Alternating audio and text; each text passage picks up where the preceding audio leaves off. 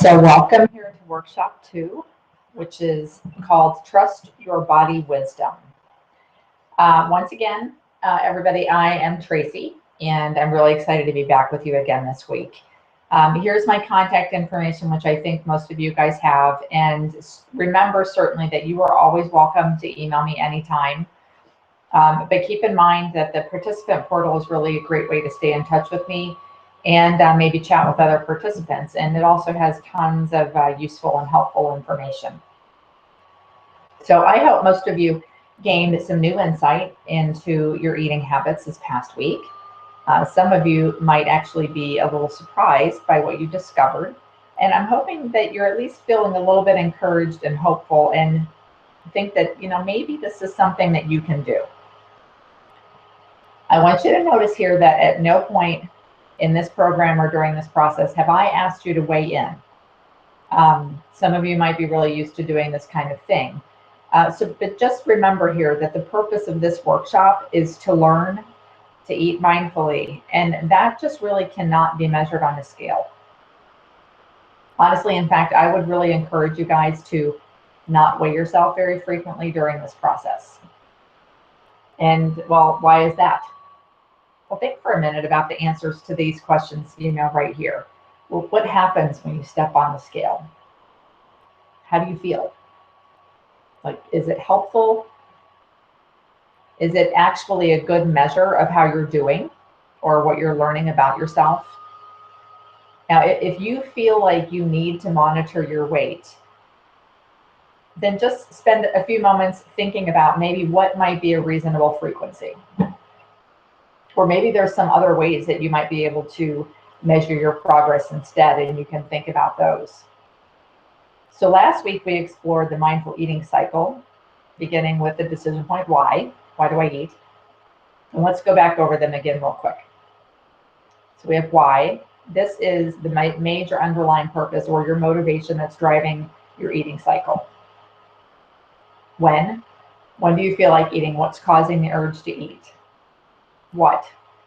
What food do you choose to eat from all your options? How? How does the food get from wherever it is, your plate, container, bowl, whatever you've got, into your body? And then how much? How much do you decide to eat? How much fuel are you going to give your body? And then lastly, where? Once you've chosen and you've eaten that food to fuel your body, where do you invest that energy? So we examined and talked about the 3 major eating patterns. So as a quick reminder of what they are instinctive eating, you have the instinctive eating cycle, the overeating cycle, and the restrictive eating cycle. Knowing that the instinctive eating cycle is our ultimate goal. So in instinctive eating, the cycle driver is why. Is fuel. The cycle driver or the why is fuel. In overeating, the cycle driver is in response to triggers. And then in restrictive eating, the cycle driver is rule following. So we talked about how people often fall into an eat, repent, repeat pattern, or better known as yo-yo patterning. And now we kind of realize that mindful eating can help us try to find the less extreme swings in our pendulum. We also talked about how to boost and fuel your metabolism and the role that eating and physical activity play in that. So last week, your action plan was to become aware of why you eat, and then to see if you happen to have noticed any patterns or triggers or cycle drivers. So I'm wondering if anybody, if you had any aha moments in this past week. And then I'm also kind of curious as to know whether or not any of you guys are feeling kind of frustrated as you became more aware of your behaviors, but yet still continued your old habits anyway. So I want to point out a couple of things here. I want to definitely remind you that awareness of your behaviors and choices is the first step. No one can change their thoughts or feelings or behaviors until they first have become aware of what they are. And then change comes in time, sometimes in big steps and sometimes in really small steps. Remember, learning anything new takes time and patience. Most of us can remember either learning ourselves or teaching someone else how to ride a bike, right? So when a kid's first learning to ride a bike, they require a lot of practice and trial and error before it becomes second nature. When they mess up or fall off a bike completely, do you belittle them? Do you yell at them? No way, right? You support them, you bandage them up, you encourage them to try again. Now think about it. If the person that's helping that child is acting frustrated or anxious or critical, it's a lot harder for that kid to learn in that environment. And they might give up on trying anymore, or potentially have that fear of failure, which makes the entire process a lot more stressful.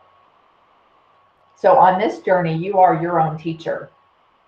So it's important for you to become aware of your own self-talk, especially self-criticism, because that is going to do a lot more damage than good. Now, for the next 3 workshops, we are going to focus on the decision point, when do I eat? So last week, we introduced the concept of mindful eating. It's in a nutshell, no rules. And I mean, that's kind of the deal with this. There really aren't any rules, which makes it something that we're really not that accustomed to. And this might seem a little crazy. It's at least probably very different from your past attempts that you've made to try to change your eating habits. And while I won't be teaching you a bunch of rules to follow, you're certainly going to learn a lot of new skills and tools that can help guide you. So let's start by looking at when you want to eat and learn to recognize what your natural internal regulator of instinctive eating is, and that's hunger. So the cycle driver in instinctive eating is hunger.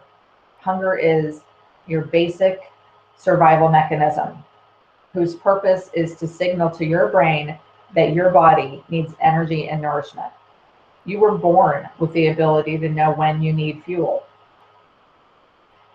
Just a lot of people who struggle with food have over time really become disconnected from their signals of hunger and satiety. So, for example, some people say that they're always hungry.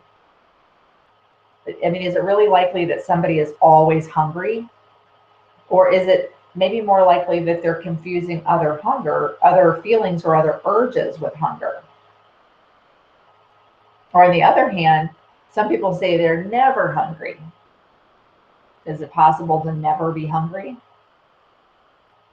Sure, of course. If you often eat for other reasons, you may never get to the point that your body actually needs to tell you to eat more food. So mindfulness is the key to recognizing your why. So again, in workshop 1, we talked about triggers for overeating. Remember this? So think about the word trigger for a moment. So in behavioral terms, a trigger is anything that serves as a stimulus that initiates a reaction. So our environment is totally loaded down with triggers for eating when we're not really hungry, and for continuing to eat past the point of satiety or contentment. There is nothing wrong with eating popcorn at the movies, but it's a good example kind of just how strong the link can be between a stimulus and a response. So often we react mindlessly to the environment and our emotional triggers. And again, when we react, we're just reacting out the past over and over again. So of course we just keep getting the same results. So mindfulness is simply awareness of the present moment. Mindfulness teaches us to pause between the trigger and the response. And that pause allows us to notice kind of what's going on in the moment. The awareness gives us the ability to respond in a way that might meet our needs best at that time. And that gives us responsibility. Learning to recognize your triggers and respond in an effective manner is the key to thriving in this food abundant environment. So whenever you want to eat, right, you pause and you ask yourself, am I hungry? Am I hungry? This little deceptively simple question can be the answer to ending your struggle with food without dieting. But the purpose of asking this question is not to decide whether you're allowed to eat. The purpose is to help you figure out why you want to. When you pause, you have a chance to tune in and figure out whether your urge to eat came from a need for fuel or from another trigger. It'll help you figure out which cycle you're in and give you the opportunity to meet your needs the best. So what are some other things that can be confused with hunger? As a recap, some of the other things we often confuse with hunger we talked about last week, some emotions, for example, boredom. So sure, of course, eating is certainly something to do when you're bored. But could you find something else to do until you actually get hungry? What about stress, anger, maybe the time of day? And then maybe it's thirst and you just need to drink a glass of water. Or fatigue. Fatigue's a big one. What happens when you're tired and you think eating will give you more energy? And if it does, then for how long?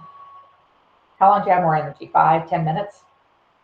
And then you're tired again, and maybe more, because now you're digesting this extra food that your body really didn't need. But what you really needed was a nap. Then we have cravings, which might be triggered by food you saw, food you thought of, or something you've been missing. Maybe food you've been missing or something that you associate with certain feelings or events. There's no problem with eating something you're craving when you're hungry. Or maybe your environment is triggering you, like maybe what you're doing or who you're with, or maybe something you saw again. So obviously it's very easy to confuse lots of other things with hunger. So if the cycle driver in instinctive eating is hunger, then we want to know, well, how do I know? How can I tell? And some of you might have been having difficulty this week knowing when you were hungry. So that's what we're going to spend our time on today. And in this program, we only have one rule, if you want to call it a rule. And what is that? Well, whenever you feel like eating, the first question you want to ask is, am I hungry? That's it. That's the only rule, for lack of a better word. That's all you have to remember. There's just one little problem with it, though. Some people really have an extremely difficult time telling when they're hungry. So let's talk about that for a little bit. What are some of the symptoms of hunger? And I'm talking about physical symptoms of hunger. What have some of you experienced as physical symptoms of hunger? So we've got some of them here listed. So we've got hunger pangs, growling in your belly, feeling of emptiness, maybe nausea or queasy or little heartburn, irritability or edginess, crankiness, maybe headache, low energy or feeling exhausted, shakiness, maybe difficulty concentrating. Like that's the point where you start thinking more about food, more like, I need to eat. I wonder if I'll get a break soon. You know, that kind of thinking about food, the feeling that you need to eat now. It's different than just thinking about food all the time. So what do all these symptoms have in common? They're all physical symptoms. They're all physical symptoms of hunger. They're not thoughts, cravings. They're not just simply a desire to eat. So whenever you feel like eating, ask yourself, am I hungry? And then look for these physical symptoms. There are lots of physical and biochemical processes that contribute to hunger. And the most obvious symptoms come from two primary places. They come from your stomach and they come from blood sugar levels. So let's talk about your stomach first. So I want you to hold up your fist and look at it. This is about the size of your stomach when it's empty. So your stomach sits in your upper abdomen under your breastbone. So go ahead and place your hand where your stomach is. So when you're looking for hunger, this is where you want to go look for it, right here in this spot. Now your stomach is a muscle, which means it has the ability to expand and contract just like the other muscles in your body. Now when it's empty, it contracts, which is what gives you sensations like growling and hunger pangs and that empty feeling, maybe even slight nausea. So if your stomach is about the size of your fist, how much food does it comfortably hold? So take your hand, your fist again, And turn your hand over and open it up, and you'll see, if you cup your hand, you'll notice that it holds like a palmful or two of food. That's not much, right? It doesn't seem like much. Can it hold more? Well, yes, of course, but it has to stretch in order to do so. So now what about blood sugar levels? What are some of those symptoms? So your body uses glucose, which is just another word for blood sugar. It uses glucose for energy. In fact, your brain primarily operates on glucose. So symptoms of hunger that are affected directly by the presence or absence of sufficient glucose floating around in your blood for fuel. So you will have symptoms directly related to your amount of glucose in your system. So physical symptoms or sensations that are associated with low blood sugar that some of you might have experienced are irritability, low energy, lightheadedness, headache, nausea, difficulty concentrating. Remember, your brain primarily operates on glucose. You can see where that difficulty in concentrating can come into play here. Maybe it's the feeling that like you need to eat right now. That could be an indication that your blood sugar levels are too low. Now, if you don't or can't eat right away, your body will get glucose from the glycogen stores that it finds in your muscle and in your liver. But once those are used up, then your body starts to break down fat to use for energy. That's what happens while we're sleeping, and we're fasting overnight, or while we're exercising. So there's really no need to be hugely concerned that something bad is going to happen if you don't eat the minute you feel hungry. Your body has a mechanism to take care of that, just so long as it's not happening frequently over time. So to recap, if you're hungry, look for physical symptoms. Look at your stomach and kind of notice how you feel overall. Now, if you hear that little voice in your head saying, it's time to eat, or I should eat, that might not be hunger. You need to go in and check for those physical signs. So remember, we talked last week about being food suggestible. Well, so your first strategy in determining physical symptoms of hunger is to move away from the food. When we're in the presence of food, our brains can really trick us into thinking we're hungry. If you're really not sure if you're hungry, you're probably not. I'm going to say that again. If you're not really sure you're hungry, you're probably not. So you really need to be away from food when you're trying to decide if there's true hunger there. That way you can really look for those physical symptoms and signals. So whenever you feel like eating and you've gone through, the first thing we need to do is ask, am I hungry? So again, right, when we're in an overeating cycle, we tend to be food suggestible. And because of this, getting away from food allows you to focus, allows you to calm yourself and pay attention to what your body is telling you. So here are some ideas about maybe how to try to do this. For example, you could consider designating maybe 1 or 2 rooms in your house for eating. And then dedicate all the other rooms in the house as food-free zones.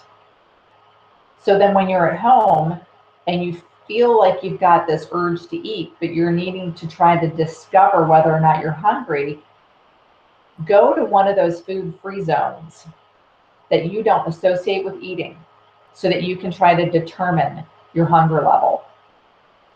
At a restaurant, try to determine whether you're hungry before you actually go inside. And then you're influenced by the sight and smell and the sight of other people eating.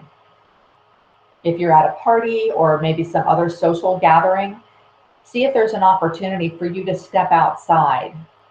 Or if not, just go to the restroom for a second so that you can try to check in. If you find for some reason that you just cannot escape the food, close your eyes for a few seconds or turn away from it and try to focus inwardly. See, once you're away from food, then take a few deep, calming breaths to reconnect yourself. with your sensations and your feelings. So let's do a little something together here. So if you can, I want you to close your eyes and let me lead you through what we call a body, mind, heart scan, so that we can help you answer this question of hunger a little bit more accurately. So I want you to focus inward. Your eyes are closed. I want you to focus inward and just pause for a moment. I want you to take a deep breath in and exhale. Take another deep breath in and exhale. And I want you to focus on your physical sensations. Focus on your body. Scan down your body from head to toe and ask yourself, how does my stomach feel? Put your fist there, or picture it as a balloon. Is it empty? Is it full? Maybe it's somewhere in between. What other sensations do I feel in my body? Am I tired? Am I thirsty? Do I feel lightheaded or queasy? Do I have any tension? Any discomfort or pain? Or does my body feel pretty good? Now focus on your thoughts, on your mind. What are you thinking about? See, when you have an urge to eat, focus inward on your thoughts and see if you're rationalizing, see if you're justifying. See if you're saying things like this. Oh, the food looks so good. I'm just going to eat it now and then I'll diet again tomorrow. Or I better eat now so I don't get hungry later. Or everyone else is eating, I don't want to feel awkward. Or maybe you're thinking, it's been a few hours since I ate. I probably should eat again. Remember, hunger is a physical feeling, not a thought. Now, lastly, focus on your feelings. Are you aware of any negative feelings about eating? Are you stressed or nervous? Keeping in mind that anxiety can often give you the same feeling in your stomach. Little anxiety butterflies can give you the same feeling in your stomach and be misinterpreted as hunger. So now open your eyes. That was just a really quick demonstration of doing a body, mind, heart scan, and you can do that anytime you want. And I highly suggest that you try to do that a couple of times a day. Whether you're trying to determine if you're hungry or not, just to get into the habit of just stopping and checking in with you and how you're doing. So here we go. I want you to picture a balloon, we just talked about. So your stomach is sort of like a balloon. When you first take the balloon out of a package, it's empty. So picture that empty balloon, meaning there's no food in your stomach. You're at like a level 1 on this picture. Now imagine that you just gave the first good blow of air and the balloon expands, causing it to just take its shape. This is the amount of food it takes to kind of gently fill out your stomach, fill out the shape of your stomach, which probably would take you to something like a level 5. Now, as you continue to blow air into the balloon, it begins to stretch, just like additional food causes the stomach to stretch past the point of fullness and comfort. And when it's about as big as it can get, that balloon's about as big as it can get, that's a level 10. So this is a point where if you've ever felt so full, like you feel like you could pop or explode, that's a level 10. So think of your full balloon. If that was your stomach, where would you find room for it in your abdomen?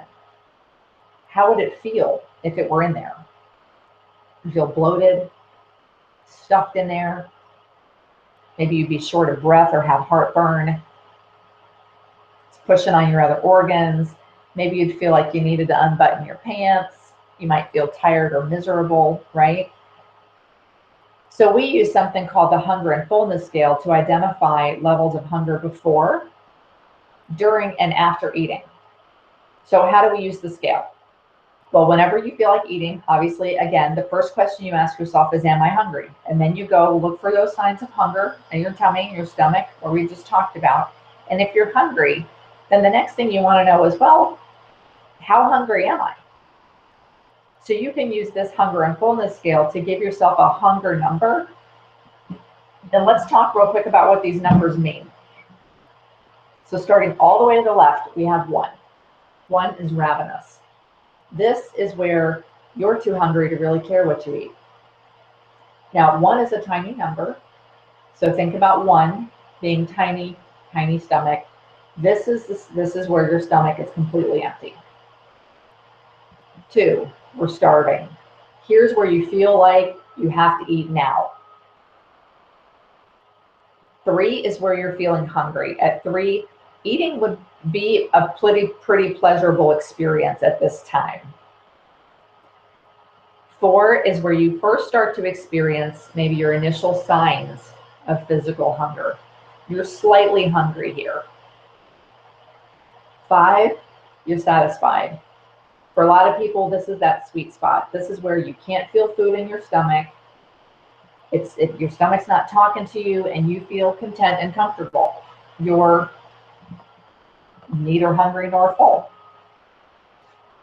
Now 6, we're starting to feel full. This is the point at which you can kind of feel food in your stomach at this point. You're aware.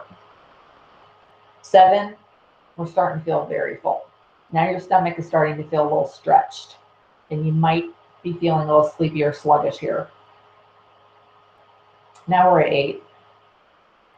8, we are feeling uncomfortable. This is where you are wishing that you hadn't eaten so much because your stomach feels too full. 9, whoa, stuffed. Now your clothes are feeling really tight and you're very uncomfortable. And then 10. 10, this is at the point where you actually are feeling physically sick or you're in pain at this point. You're so full. So that's our hunger and fullness scale. So when is the best time to eat?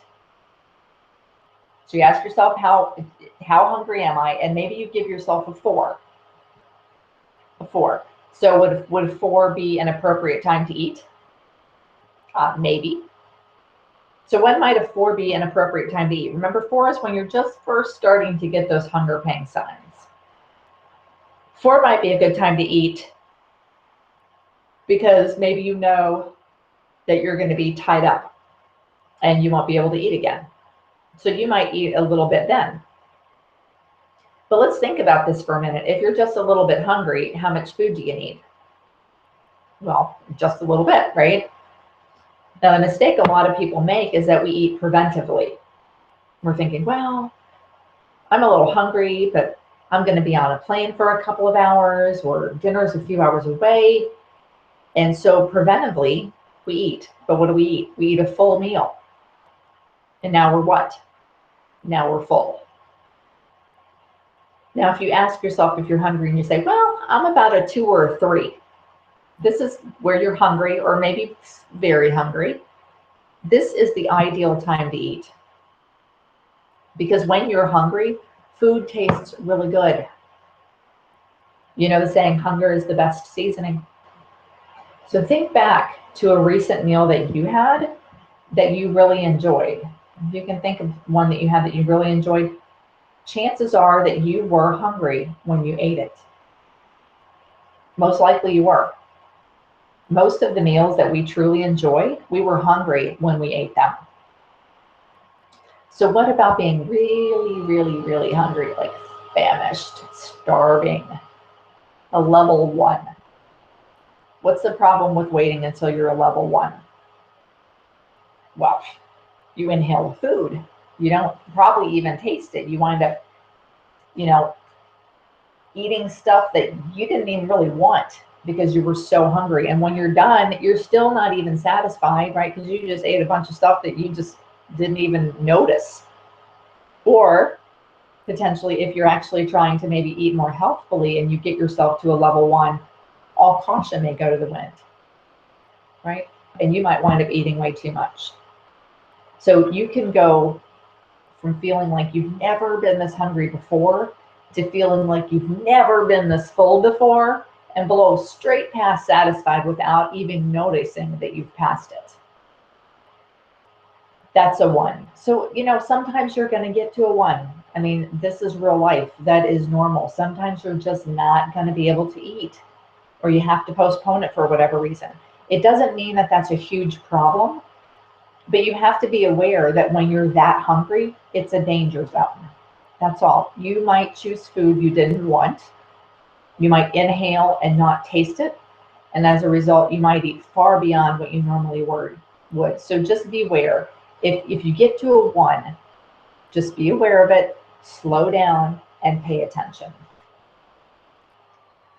So the rhythms of hunger. Clearly, hunger does not follow a clock. Hunger follows its own rhythms. We've gotten used to thinking, we have to eat 3 times a day, or we have to have breakfast, or we can't eat after 6, or whatever. The truth is, when you're really using hunger to guide you, it doesn't follow those patterns. Eating just because it's time to eat, it not because you're hungry, can ultimately lead to weight gain. However, training yourself to be hungry, I will side note this, training yourself to be hungry at certain times is possible and practical in some cases. You can just simply learn how to adjust the time and types of your meals and snacks to influence when you'll be hungry. This is really beneficial for people if, say, you have a specific lunchtime at work or something like that. And we'll talk about some of that later. But hunger itself does not follow a clock. Hunger might seem erratic. So don't expect hunger levels to be the same every day. Some days you're just more hungry than others. And lots of things influence what your body needs. And that's why hunger levels change. For example, your activity level one day to the next might be different. Hormone changes or illness, all those things really affect hunger. Eating when you're hungry reassures your metabolism. And isn't that what we all want? We want a metabolism that functions well and functions optimally. And when you eat when you're hungry, this does reassure your body and your metabolism. Eating small meals satisfies hunger the best. Remember, a palmful of food is enough to fill your stomach.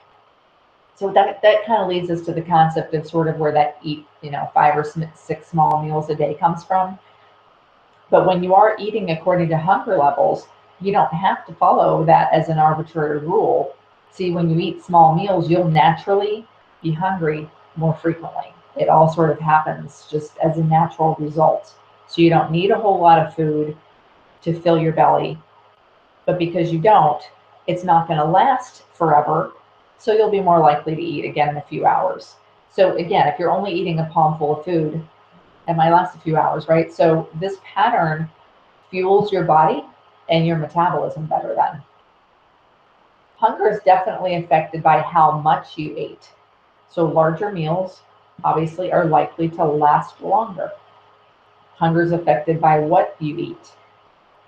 The various different macronutrients, the carbohydrates, proteins, fats, they're all digested at totally different rates in the body. So for example, refined carbs provide a real quick burst of energy that is frequently followed by a rapid drop in energy, while protein or like a mixed meal provides usually the greatest satisfaction. So really the best way to satisfy hunger is to eat the balance of nutrients to meet your needs. Hunger might be specific for a certain food. Have you ever craved just like a certain food, a specific food? Have you ever, maybe just craved a steak or something like that?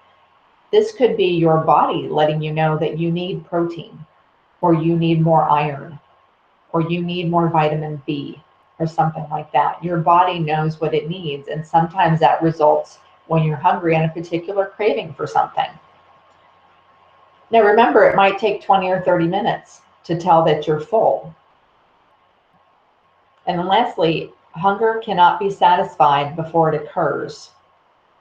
Remember, we try to do this through preventive eating, and it definitely backfires on you. Hunger, however, can be postponed. It's not the end of the world if you can't eat right away when you realize you're hungry. Like, nothing bad's going to happen. You might burn a little bit of body fat you've been saving, But your metabolism isn't going to like dump in the dumper the minute you don't eat. Your hunger signals might turn off for a little while if you ignore them, but then your hunger will return stronger. So allow yourself to pay attention and try to follow your own natural hunger rhythms, and you will not believe how quickly this will come back to you. So hunger is an important tool that you can use to tell you when you need to eat, how much you need to eat, and then when to stop. And we're going to talk about that in another session. But hunger is the way that you are going to get back into your instinctive eating pattern. It's a really easy tool, and here is the cool thing about it. You don't need me. You don't need a book. You can take it on a cruise. You can use it even when you're stressed. You can use it at a birthday party. No matter where you are, you can use this tool to guide you. You don't need a scale. You don't need to weigh or measure. You don't need to count anything. Your body will tell you if you're paying attention to your hunger signals. I'm going to branch off here and I'm going to talk about breakfast real quick. We've all heard that breakfast is the most important meal of the day, and it is, honestly. Even the word breakfast means break the fast. I don't know if you've thought about that. When you sleep overnight, you're essentially fasting. And when you wake up, you need to break that fast. However, that is not what happens. We get out of bed, we slam 3 cups of coffee, get the kids in the car, race down the highway, talking on the phone, run into work, get to work, talk to your boss, and say, well, I never eat breakfast. I'm just not hungry in the morning. It's no wonder. We never actually take the time to check in. And then, of course, caffeine will cause you to not feel hungry. And the other reason possibly that you might not be hungry in the morning is if you're up eating till 10, 11, midnight, something like that. So maybe eating late into the night, might lead to not being hungry in the morning. So as you start listening to your body and not eating for other reasons other than hunger, you might find that you are hungry early in the morning. If you haven't been a breakfast eater, I would encourage it. There are lots of studies that show that thin people are more likely to be breakfast eaters and overweight people are less likely to be breakfast eaters. This is a fact. So we want to do what the thinner people are doing, if that's our goal, right? And they eat breakfast. So start slowing down, check in. Maybe just take a little piece of fruit into work with you if you're not hungry when you leave in the morning, and have it after you get to work. So to wrap up this section, this is just the beginning of learning to understand what truly causes you to experience an urge to eat. These skills also help guide your portion sizes and help you detect satiety and fullness. We're going to talk about that much more in the future workshops, but for now, just start becoming more aware. Next week, we'll discuss how to handle triggers other than hunger. But right now, the goal is to just become aware of them. Just become aware. And as you begin to tune into your instinctive ability to nourish and feed yourself, let's begin to explore a simple approach to choosing food. Okay? So we are going to switch gears into our second section, which is our nourish section, rediscovering food. So for many, many, many of us, this concept of eating what we love sounds so foreign. It sounds so unbelievable, right? Do you tend to label foods as good or bad? And where does that come from? Like when a food is on the bad list, what happens? How do you feel about that food then? How do you feel if or when you eat that food? See, labeling food as good or bad is just one of the many habits we've picked up from dieting, from the media, and from other healthcare professionals. The good or bad label is not inherent in the food itself. It's determined by our culture, by research that contradicts itself, by the latest study or by the latest expert, whatever your health conditions are, whatever your culture has raised you to believe. So whether foods are good or bad is not inherent in the food itself. It's determined by all kinds of other things. So pasta, for example, in this picture, a carbohydrate at one point was considered a good food. It was an energy food. It was supposed to be healthy for you. And then it took a nosedive with the whole Atkins craze. And it was a terrible, bad food. Fortunately, now we're coming back kind of to the middle a little bit and better understanding more about how our bodies respond to carbohydrates. Labeling and attempting to avoid particular foods can lead to feelings of deprivation, increased cravings, and ultimately overeating the forbidden foods. This usually increases guilt, frustration, increases feelings of hopelessness, while your weight increases as well. When we place food on a pedestal, we actually give that food more power over us. So we have found it far more effective to use an all foods fit approach. In other words, instead of placing certain foods on a pedestal, we place all foods on an even playing field. When you are free to choose from all foods, you are back in charge. So you're less likely to overeat certain foods simply because you feel you've broken the rules. The idea that all foods can fit in a healthy diet, though, doesn't mean that all foods do fit. It might be that certain foods don't feel good to you, or maybe you have certain beliefs about some foods, or maybe you have health conditions that affect your ability to eat certain foods. So just because all foods can fit doesn't mean that all foods do fit for everybody. But it does mean that you're in charge. You get to decide whether foods are right for you or not right for you. There's no external measure of determining if food is good or bad. I'm not going to tell you what you should or shouldn't eat. You get to make all those choices for yourself. So we're going to be using this all foods fit principle of balance, variety, and moderation to make our food decisions. So balance, variety, and moderation are pretty straightforward, right? You can use the following 3 principles to answer any questions you have about what to eat. Balance. For example, when you're eating what you love and you're trying to practice balance, it's about trying to balance eating for enjoyment with eating for nourishment. It's about choosing foods that both feel good, taste good, and bring you pleasure, but also leaving you feeling healthy. Now, that might not come from a single food. Sometimes part of the meal is nourishment, and part of the meal is the enjoyment part. Sometimes the entire meal is about nourishment, and a snack later is about the enjoyment. You see flexibility in this approach. Do you hear the flexibility? It's about meeting your body's nutritional needs in an atmosphere of enjoyment and flexibility. Variety is all about choosing foods from all the different food groups, and sometimes from within the same food group. Because no one food is a miracle food, just like no one food is the worst food you can be eating.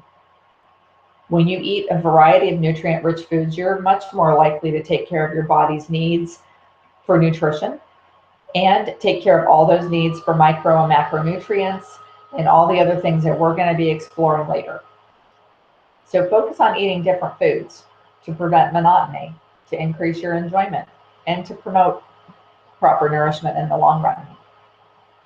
And then lastly, moderation is in all things, including moderation in moderation. Sometimes you're just going to eat too much of something, and that's fine. Notice how your body feels. Notice the effects. Notice if the craving for that food decreases after you've overdone it. Moderation in all things. Even moderation in eating healthy, because this idea that there's some perfect diet and there's no room in our life for foods that are purely for pleasure doesn't make sense, given what we know about how the body and the mind functions. And it definitely doesn't make sense when we think we have to eat it in a narrow, rigid manner. It causes us to think about food even more. Eating what we love is about choosing from all foods as if they were all equal and not giving more value to one food over another. That does not mean that some foods don't have more nutritional qualities, or that one food doesn't taste better than another, or that one food doesn't react differently in your body than another. It just means that you get to choose foods based on your decisions. We'll be working on this in the next weeks on making decisions that work perfectly for you. So for this section, get used to hearing those words: balance, variety, and moderation. We are going to use them over and over and over.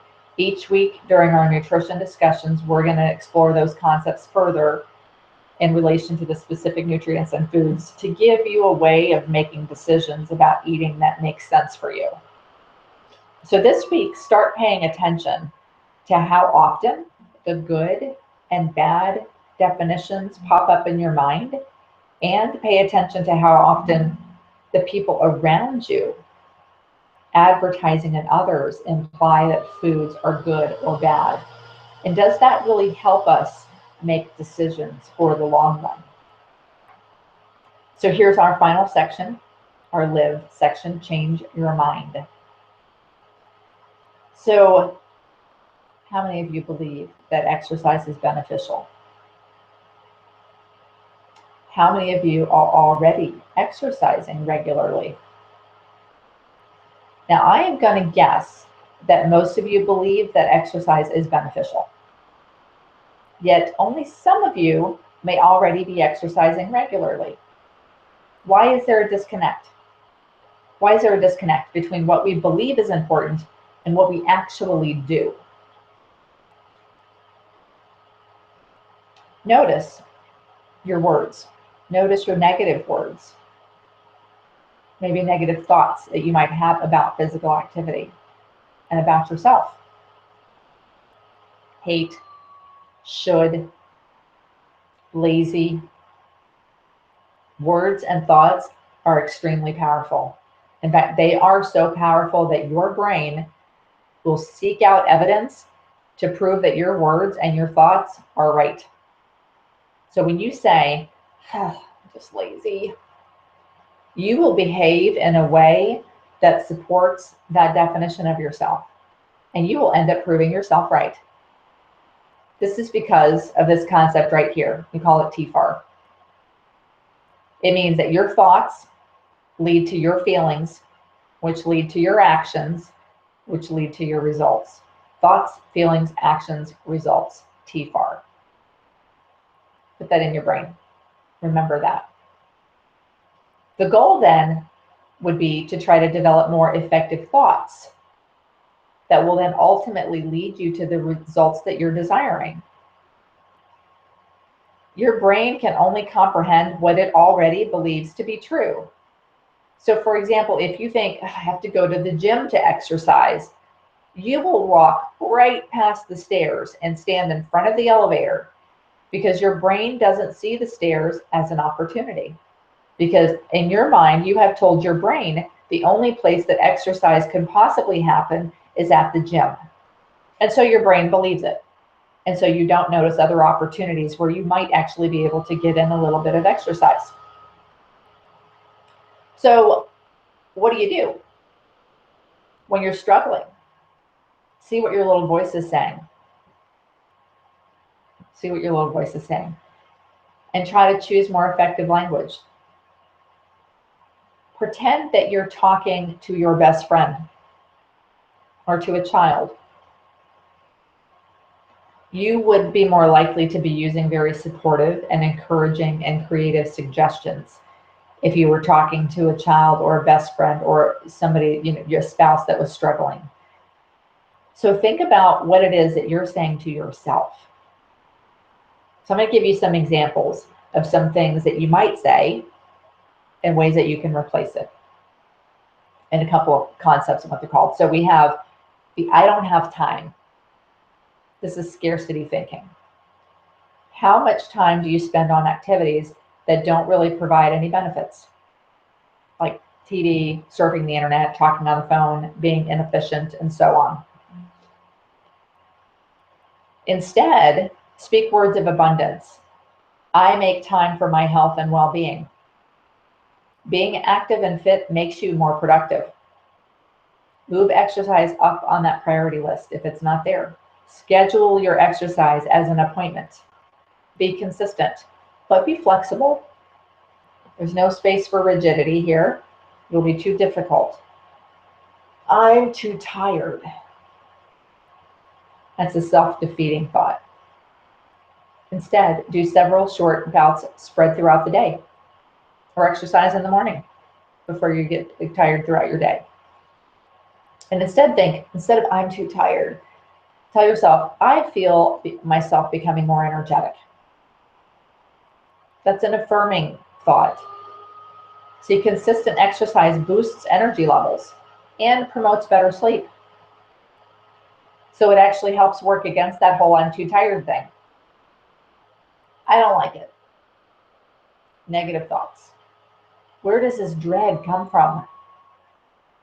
Negative thoughts about exercise are frequently often based on old information, maybe an embarrassing situation or pain, or maybe exercise that you inflicted upon yourself or someone else did as punishment for eating. But see, history does not have to repeat itself. You can instead tell yourself, I am becoming and enjoying becoming more active every day. That's a positive thought. Far better than the negative thought of I don't like it. Start slowly and build gradually. Find activities that fit your personality and that fits your life. It's not a one size fits all. It's a one size fits you. Find out what it is. Perfectionistic thinking. I was doing pretty well until fill in the blank. See, no exercise and no schedule are ever perfect, but thinking you have to be is going to derail you every single time. And this is what happens. People are like, okay, that's it. They get all organized on Sunday. They get their gym clothes ready. They have their schedule set up for the week. And then one of the kids gets the flu. And then that's it. It's all out the window. Flexibility. So instead, think about having a more realistic approach. I have a consistent and flexible fitness plan. Write your sessions on the calendar. If you miss one, reschedule it, just like you would any other appointment. Your thoughts are so powerful. Begin to think of yourself as a fit and active person, and you'll become one. I'm telling you, if you really think it, it'll happen. If you repeat, say a mantra like, I am a fit and active person, over and over, your brain, remember, will actually start to look for opportunities to make it true. All of a sudden, you'll see those stairs instead of the elevator. You'll park at the first spot you find instead of circling around the parking lot forever trying to find something that's just 3 spaces closer. So some things that we learned today, and we'll go over the action plan here real quick, and then we're just about done. So we talked about what the true signs of hunger are, those physical symptoms, recognizing that triggers can cause an urge to eat. So we learned how to use that hunger and fullness scale. We talked a little bit just now about some of the barriers, the personal barriers to exercise, maybe some of those thoughts that lead to feelings, that lead to your action or inaction, if you will. Remember, positive thoughts. Put some of those in place to try to overcome some of those barriers that you may have for exercise, if in fact you have some. And then all foods fit. We use the all foods fit approach. As long as you're using balance, variety, and moderation, all foods can truly fit. So your action plan for this coming week is to read chapter 2, 10, and 18 in your book, to use chapter 2 in your workbook journal. And think about, before you eat, ask yourself, am I hungry? Of course, that's never going to go away. We're always doing that for the rest of ever. And practice identifying those physical signs of hunger. Everybody's are a little bit different. So get in touch with what yours are. Sometimes we don't realize we're hungry until we're, way beyond the first signs. So really tune in and try to see, what are your first signs of hunger? And then how quickly does it take you to go from, say a 4 down to a 2? Some people, it takes a lot longer than others. Some people can be there in a matter of just, 10 minutes. So check in with yourself and see how you're doing. Give yourself a number, a hunger and fullness number before you eat. Try to check in sometime during the meal where your number is. And then when you're done, give yourself another number, maybe 20 minutes afterwards. This will help start to build some awareness about how your body operates, so that you can make decisions if you need to make different decisions in the future based on, so this is practice and experimentation. So give yourself a number. Now, certainly I don't at all expect you to remember to do this every single time you're going to eat, but just start to incorporate some of these ideas. Remembering that balloon, think about your stomach when you're giving yourself that number. And then really start to identify where those other urges to eat are coming from. Start to look for ways also to become more physically active if you aren't already, or switch it up, do something new. Start or continue your exercise program using the FIT principle, which is frequency, intensity, time, and type. And then always use balance, variety, and moderation to guide your eating. So as you become more aware of your own signs of hunger, you're probably going to recognize that there are times you feel like eating, but know that you're not hungry. So next time we get together, we're going to explore that further. And I'm going to give you some strategies for dealing with that. We will also talk about how we can develop a powerful attitude toward physical activity. And in our nourish section, we're going to focus on fluids, one of the very most overlooked nutrients ever. So your top priority is you. So the most common barrier we have to exercise is a perceived lack of time. I'm just going to wrap it up with this here real quick. We all have the same amount of time in the day. Whether you choose to spend some of your time exercising will depend on whether you value the benefits, and then set your priorities accordingly. Remember, you have time for what's most important to you. So give exercise the time that it deserves. What are ways that you can make time for more exercise? Take a few days or a week and track your time wasters, like watching a TV show you didn't really enjoy, playing a game on the computer, being inefficient, so on. Track where those moments are. See if you can determine the best time of day for you to exercise. Many people find that the morning is best because once it's done, and nothing else interferes. Then they feel better and have more energy throughout the day. However, it may take some time for you to get used to exercising in the morning. Is evening better for you? Come to an agreement with your family that you'll need 30 to 60 minutes a couple times a week to yourself. Maybe have your husband bathe the kids, or have the kids clean up the kitchen. Schedule exercise like an appointment in your schedule. If it needs to be canceled, reschedule it, just like you would any other important appointment. You are important. Make time for you.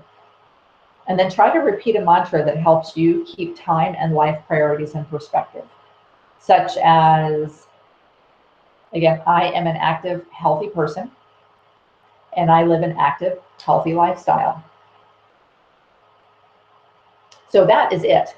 So you've got your action plan. Let me just put this up again here real quick. This is taking too long. So we will talk next week. We're going to cover a couple more things, another section in the when decision cycle. And don't forget, shoot me any messages that you need, or hop on the forum. If you haven't already done that, you are going to have to fill out an eating cycle assessment form, I think, in order to gain access to it for the first time. But if you've had any issues, please drop me a line, send me a note, let me know. Other than that, I will see you next week.